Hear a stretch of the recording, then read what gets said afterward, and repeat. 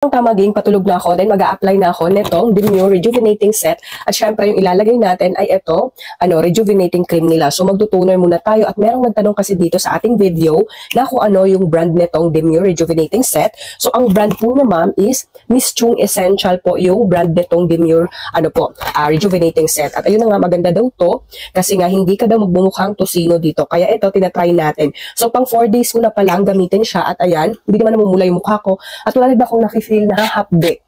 Ayan, habang naglalagay tayo ng toner, hindi wala po akong nafe-feel na panghahapde dito sa kanilang toner, pati sa kanilang rejuvenating na cream. After mong mag-toner, ayan, maglalagay ka kaagad nitong rejuvenating cream. Pag gabi, ito yung ilalagay natin sa ating face. So, ayan siya, maglalagay muna tayo dito sa face ko. Ayan. Kakalat-kalat naman yan siya. Ganyan. Wala naman akong nafe-feel na hapde habang ginagamit ko siya. Pang 4 days ko na. Hindi lang ako gaano talaga nakapag-video pag ginagamit ko siya kasi nga masama yung pakiramdam ko. Ngayon lang siya medyo nag-okay-okay kaya ito nakapag-video tayo ngayon.